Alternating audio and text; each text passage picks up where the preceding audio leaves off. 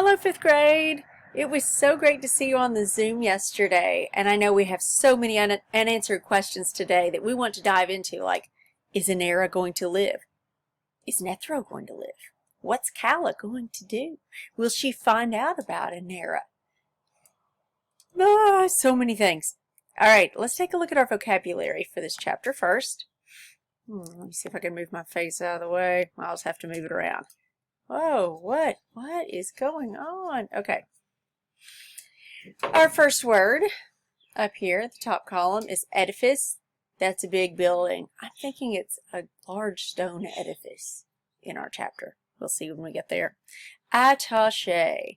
That's someone's personal helper. Leorian is the person with a personal attaché in this story. So that's his personal servant that does his bidding. Vexed means annoyed. I would say that Nethro gets pretty vexed if Kala won't do what he wants. Jeopardy. That is not just a game show, it also refers to being in trouble. Like, if you don't know if a problem will be solved or not, the situation could be in jeopardy. Inera's safety is in jeopardy right now. Converged means to come together and cross, like the two lines. Converged, okay? Or the plans converged, or their paths converged. Let me move my face. Okay? If we look at the top of the next column, we have weary. Weary is tired, and it also carries with it the idea of being kind of emotionally worn out. Like, I'm just so weary of the fighting. It's not just that you're sleepy, it's that you're tired of it. Okay, convex. Something that's convex bends outward like the edge of a ball. Okay, concave curves in, convex bows out. You might have learned about that in science class with lenses. Our next word, constellations. Another science class word. The patterns that the stars make in the sky are constellations. Concealment. When something is being concealed, it's being hidden. So the concealment of my book. Okay? Or somebody might carry a concealed weapon. That means it's hidden. Conundrum. Oh, that's when you've got a problem to solve. Like, Inera needs healing. Kala's in a foreign country. Well, this is a conundrum. Okay, let's jump into the story. We're beginning on page 71, chapter 12 in your book. If you don't have your book with you, push pause and go get it. Okay, so now you should have your book. Prepare to follow along. Deja did not take her eyes from the man before her, but she said calmly to the child, "Take the Darby outside." Delighted with her silky catch, the girl went out without realizing what other discovery she had made. "What do you want?" Deja demanded. The man held up his hand to her as if to say, "Do not worry. This can be explained." Deja glanced toward the door and made one step toward it.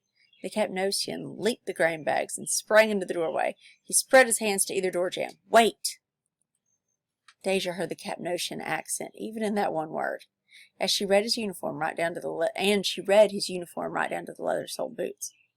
"What do you want?" she said, but this time with more curiosity than anger. So let me rephrase that. What do you want? "I will not hurt you. Only let me have passage through your halls."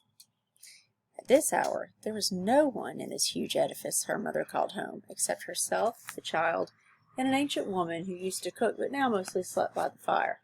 Did you catch the vocab word, edifice? Deja assumed this man did not know that. "You are of Capnos," she said. "Are you alone?" He nodded once. "A spy, then." He made no sign. She considered letting him go. She had no desire to help Nethro or warn his minions. But she was the daughter of General Leorian, and she was loyal to him. "I cannot let you pass," she said. "Then I shall have to take you with me," he said. You think she's going to be captured? We don't know, because there's a line, and that means there's a scene change. But you'll be excited about this scene change. We're going to Inera and Bakmal. "Hello," Bakmal called. "Hello in the tent." The man was instantly out of the tent, looking toward the trees. "Who's there?" Bakmal stepped forward. "I am Bakmal, son of Root of Diter."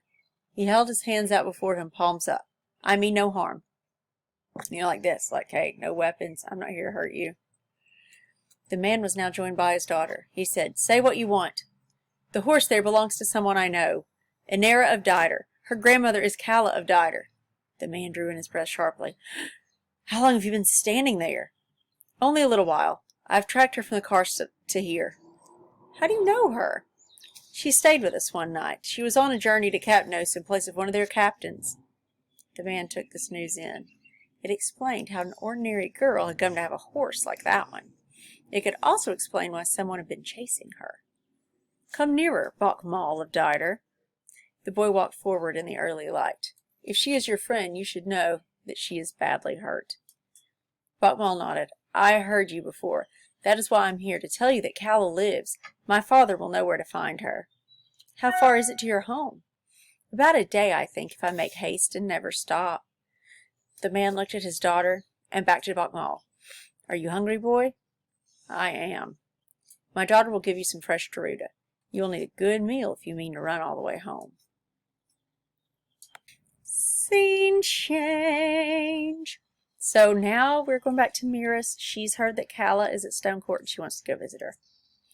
Miras came at last to Stone Court. She had walked slowly, an old injury bringing her earlier to a cane than most. She was allowed to pass into the court. Her age and her husband's position opened doors closed to most others. However, she was stopped from leaving the lower floors. My husband expects me, she said to the man who held his arm out straight in front of her. No one passes here, he said. Then please tell him I am here, she said. I am not a messenger. Then let me see his attaché. He shook his head. Miras looked him up and down. You lack training in manners, son. She looked around and seeing a bench said, I assume I may sit here to wait? Perhaps someone with better graces will come by. The guard said nothing and resumed his stance in the hall. Miras had been a general's wife long enough to be patient with delays and changes, but today, when she had come to see Calla of Dider, time ticking by vexed her. At last the attaché appeared, but his mouth was tightly pressed, his look clouded. Lady Miras? What's the matter? She stood up, leaning on her cane. He gave her the crook of his arm and led her away, speaking quietly to her. Some way into their walk, she suddenly stopped and gasped. No, it cannot be so. She took hold of his arm with greater need. What says Leorian? He demands to have proof. Where is Calla? She's outside the king's chamber. And Leorian? He is there as well. He will come when he can. The attaché had found a padded chair for Miras. He helped her sit down, then he said, If I may ask, my lady, why does your husband put himself in jeopardy for this Calla of Dider? Miras had known this man for 20 years. In all that time, he had never asked a favor or a personal question. He had been her husband's best ally in the hard days since Nethro took the throne. She motioned for him to lean down to her. She said quietly, Calla was my brother Biden's wife. So, Calla is her sister-in-law. That's how they know each other. Now you know that. Scene change. Inera had heard her name being called, and she had tried to answer, but she was too deep underground. Now, this section is weird, guys. It is weird. So when it says she's underground, she is not really underground. What's happening here is she is having poison-induced hallucinations. So it's kind of like a dream state. And so don't let that confuse you. She is not really underground. All right, Inera had heard her name being called, and she had tried to answer, but she was too deep underground. The cavern she walked through branched and curved, veiled in light so dim she could hardly see. She came upon a fire, but it gave no heat. Its starting flames tossed silver arrows upward. They arced and fell around her. Sparks flew out from them and fell soundlessly at her feet. She tried to walk on, but the fire moved with her each time she moved, keeping her in the chamber where the several tunnels came together. She heard her name again and turned to look in the direction of the caller, but it was impossible to see far in any direction. She wanted to find a way out, but she was weary, deeply weary. She ached to lie down and sleep. She looked up at the ceiling of the chamber. It was shaped like a convex star. Tiny flecks of metal reflected the fire. They looked like stars themselves on a winter sky. Inara tried to find constellations that she knew. She could not, and she felt as though she were wandering in some other world. I mean, she kind of sort of is. The stars changed from red to yellow to white. The ceiling sky changed as well. It had a texture like a coarsely woven blanket. Then the stars turned red again. The sky became clay once more. Inara looked back at the fire. It was lower now, throwing out no arrows. She put her hands out toward it.